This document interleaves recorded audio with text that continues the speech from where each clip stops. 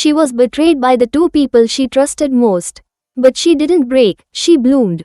Welcome to the Velvet Story. This is the Velvet Rose. Chapter 4, Return of the Flame. There are entrances, and then there are returns. Not the kind you plan in secret revenge fantasies at 2 a.m. Not the ones with music swelling and heels clicking on marble floors.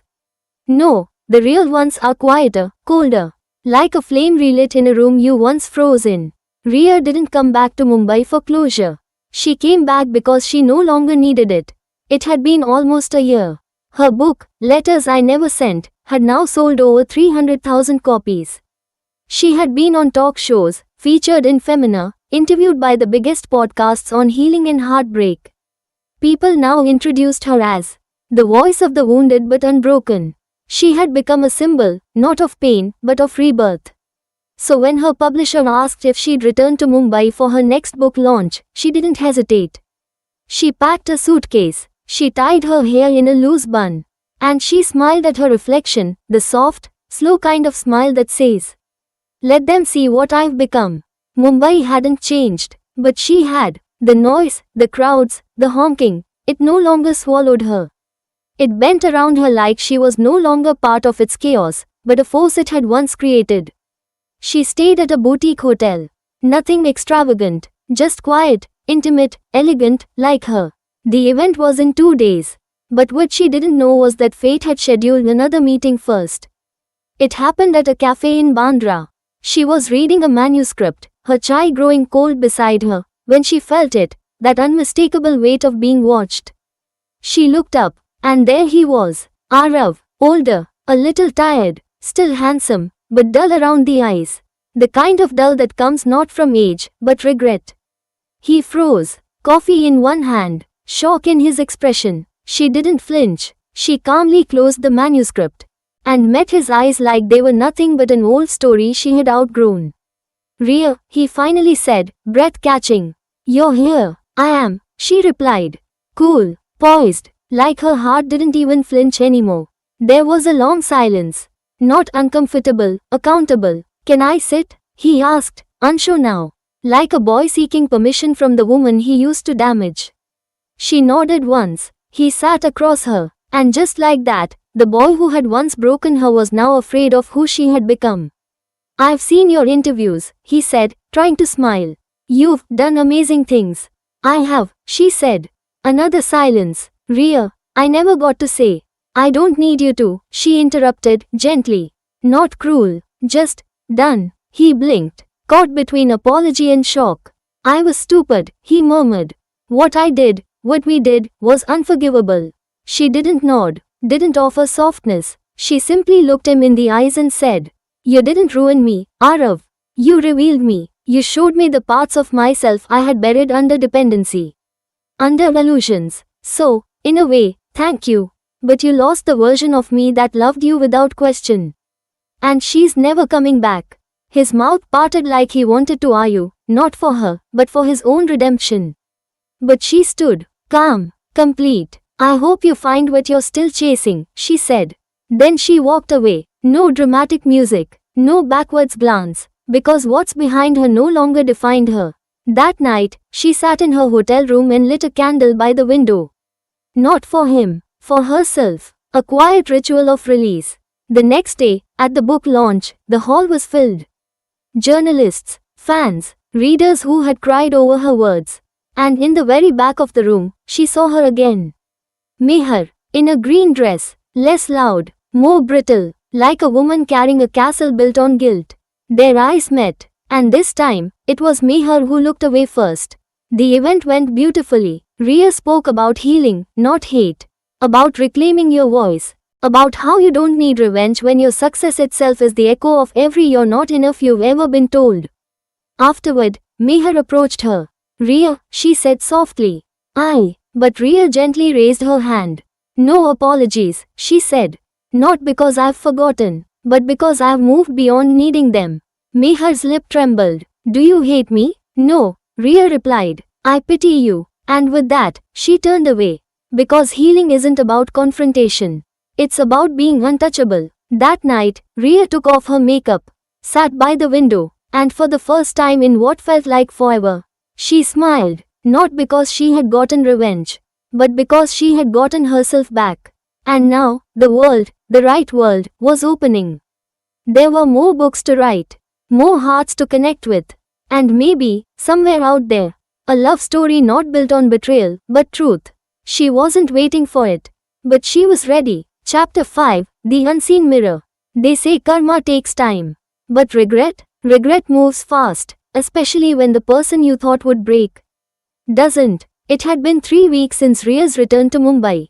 3 weeks since Arav had seen her walk away, her silence more powerful than any scream he'd expected.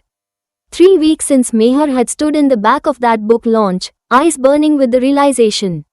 They didn't win. They lost everything. Arav stood in his apartment, the same one Ria once decorated with laughter and soft lights, now cold, cluttered, and painfully quiet.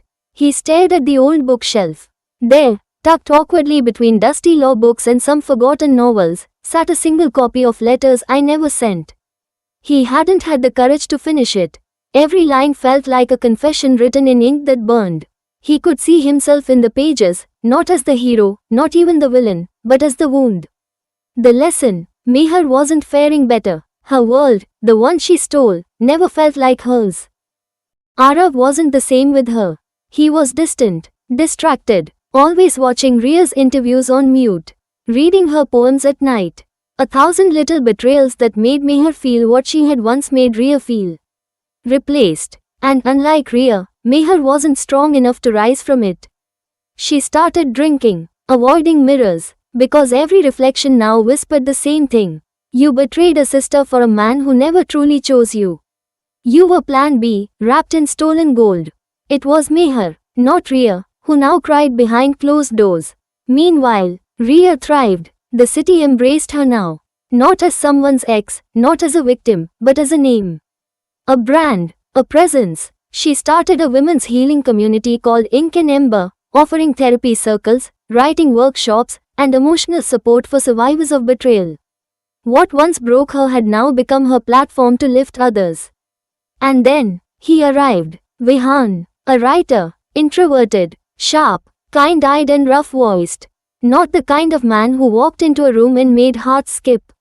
No, he walked in like quiet thunder. You didn't notice him until he spoke. They met at a literary panel. Vihan had just published a novel on grief, written after losing his mother. Their first conversation wasn't flirtatious. It was raw. They talked about loss, grief, the politics of pain, why silence sometimes screams louder than sound. There were no games, no chase, just presence. Ria hadn't known how empty her life still was, until someone offered to fill it without touching the walls she had built. Vihan didn't want to fix her. He wanted to know her. Days turned into coffee. Coffee turned into long conversations at Marine Drive. And slowly, like spring after a long winter, Ria began to soften. There were still nights she flinched at intimacy. Still dreams that carried shadows. But Vihan never asked her to erase them. Instead, he'd say, "You are not difficult to love. You are just used to being hurt where love should have protected you." And she believed him. For the first time, she truly did. Meanwhile, Arav saw their photos on social media. Nothing flashy, just a picture of Ria, no makeup, laughing beside Vihan, his hand resting on her book. But it stabbed, not because he missed her, but because he finally realized he had only loved her reflection in his life. Vihan loved her reality. He scrolled through Vihan's comments. Every caption thoughtful, respectful, supportive. There was no show, only substance. Arav sat there, heart burning with the knowledge that he could never get back what he threw away. Because the version of Ria he lost was nothing compared to the woman she had become. Meher texted Ria once, a message that simply said, "You were always the better woman. I was just too insecure to see it." Ria left it unread, not out of spite, but because some apologies don't need responses. They just need distance. In the months that followed, Ria and Vihan became something beautiful. Not perfect, not loud, just real. One night, under a silver moon by the sea, Vihan held her hand and said, "I'm not here to complete your story. I'm just honored to be part of it." And she cried, not from pain, but from the quiet joy of being seen. Not desired, not used, just understood. Arav got engaged later that year, not to Meher. To someone safe, someone silent, but every time he smiled for a photo, he knew. He was pretending happiness, because the woman he lost had taken every version of forever with her. And Meher, she moved abroad, still broken, still searching for a version of herself she betrayed long ago. As for Ria, she stood on stage again, 1 year after her return, reading from her newest book, The Velvet Rose. She ended with a poem. You wanted me soft, so I became steel. You wanted me broken, so I became art. You wanted me gone, so I became unforgettable. The crowd stood in thunderous applause. But Ria, she just smiled at Vihan in the front row, the kind of smile that says, I didn't just survive, I bloomed. Chapter 6, The Quiet Bloom. Healing, everyone thinks, is loud. Tears, screams, rage turned into ambition. But what they forget is that the final stage of healing is quiet. It's in how you sleep without clutching your chest, how you laugh without scanning the room, how you love again without apology. Ria had reached that chapter, not because life suddenly became perfect, but because she did. It had been a year and a half since the betrayal, 1 year since she first met Vihan. And now, the world that once watched her cry behind poems, watched her rise in peace. Her book The Velvet Rose had not just topped charts, it had become a movement. Ink and Ember had launched chapters in 4 cities. And Ria was no longer just an author. She was a voice, a leader, a lighthouse. But for her, the real revolution wasn't in the headlines. It was in the mornings. Vihan made coffee at 6:45 a.m. Not because Ria asked, but because he listened. She wrote barefoot in the kitchen. He read on the floor beside her, sometimes resting his head against her thigh like a quiet anchor.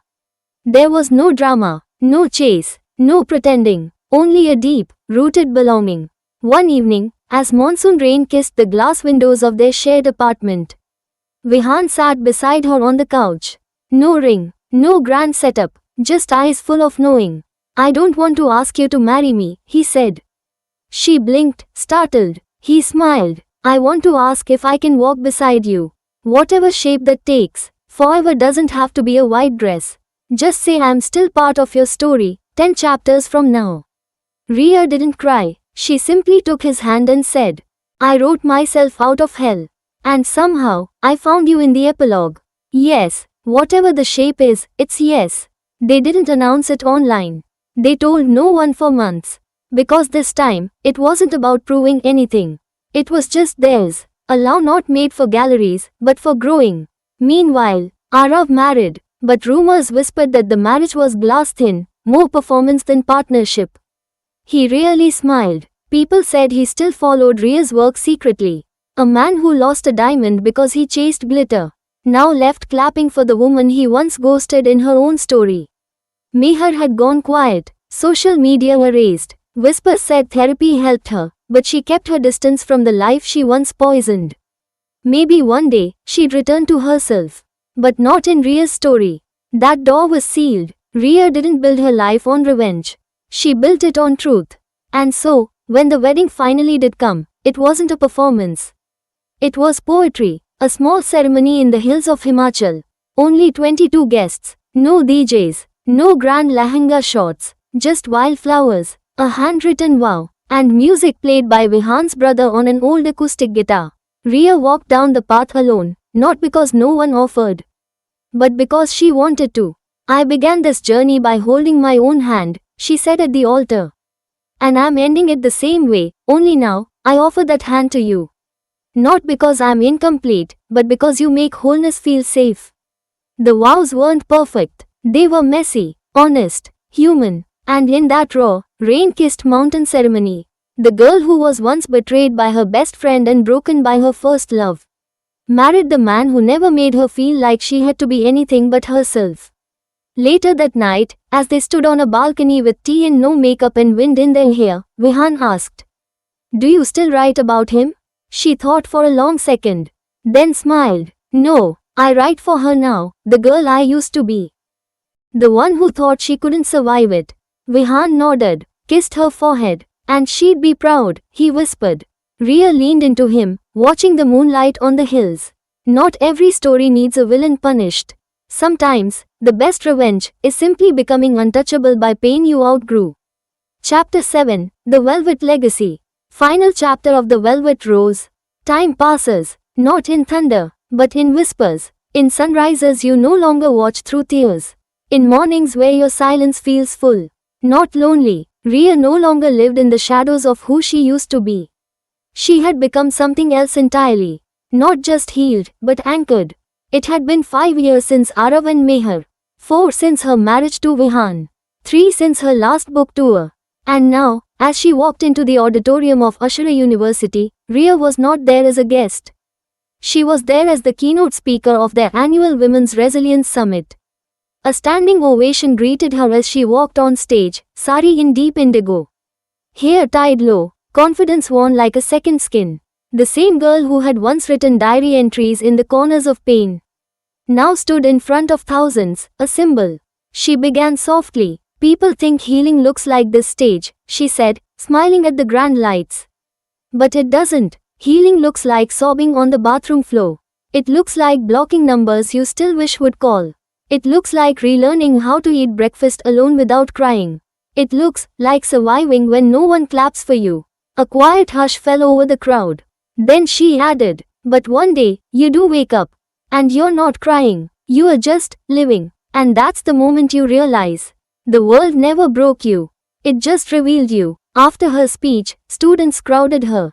Some in tears, some in awe, some with notebooks filled with stories they hadn't yet told. And Rhea, calm, kind, present, took the time. Every single one, because her story was never just about her. The one who thought she couldn't survive it. Vihan nodded, kissed her forehead, and she'd be proud, he whispered. Rhea leaned into him, watching the moonlight on the hills. Not every story needs a villain punished. Sometimes, the best revenge is simply becoming untouchable by pain you outgrew. Chapter 7, The Velvet Legacy. Final chapter of The Velvet Rose. Time passes, not in thunder, but in whispers. In sunrises you no longer watch through tears. In mornings where your silence feels full, not lonely, Rhea no longer lived in the shadows of who she used to be. She had become something else entirely. Not just healed, but anchored. It had been 5 years since Arav and Meher. 4 since her marriage to Vihan. 3 since her last book tour. And now, as she walked into the auditorium of Ashura University, Rhea was not there as a guest. She was there as the keynote speaker of their annual Women's Resilience Summit. A standing ovation greeted her as she walked on stage, sari in deep indigo. Hair tied low, confidence worn like a second skin. The same girl who had once written diary entries in the corners of pain now stood in front of thousands, a symbol. She began softly. People think healing looks like this stage, she said, smiling at the grand lights. But it doesn't. Healing looks like sobbing on the bathroom floor. It looks like blocking numbers you still wish would call. It looks like relearning how to eat breakfast alone without crying. It looks like surviving when no one claps for you. A quiet hush fell over the crowd. Then she added, but one day, you do wake up. And you're not crying. You are just living. And that's the moment you realize. The world never broke you. It just revealed you. After her speech, students crowded her. Some in tears, some in awe, some with notebooks filled with stories they hadn't yet told. And Rhea, calm, kind, present, took the time. Every single one, because her story was never just about her. It was about what comes after heartbreak. Not the revenge, not the apology, but the rebirth. Later that evening, as she sat alone in the green room, sipping chai, an old voice returned. Arav, not in person, just a message. Simple, unexpected. I watched your speech. I still don't know how I lost someone like you. She stared at the screen for a moment.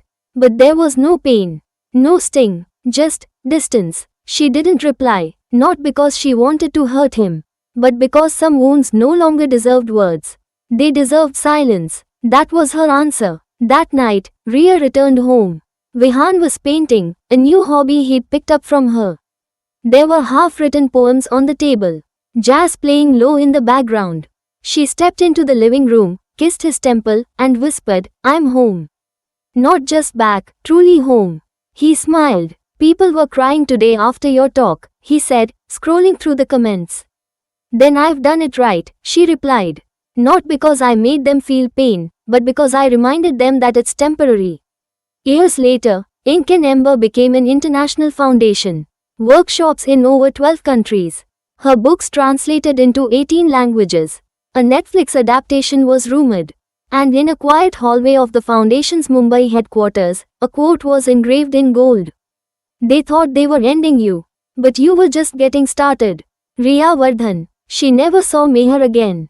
Never needed to. She forgave, not to free Meher, but to free herself. Because no one gets to chain you to their betrayal forever. And what about love? Riya and Vihan built their life slowly. There was a child, later, much later. Not because she needed one to feel whole, but because love had overflowed.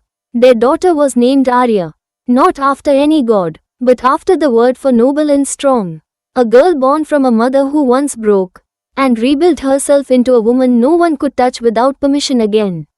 The Velvet Rose wasn't just her nickname anymore. It was a way of life. Soft, strong, rooted, and unwilling to shrink for anyone's comfort again. And that was her legacy. Not the pain, not the betrayal, not even the love story, but the choice to rise when the world expected her to shatter. The end, but also just the beginning. Thank you for watching The Velvet Rose. If this story touched your heart, don't forget to like, share, and subscribe for more inspiring tales on The Velvet Story. Your story could be next.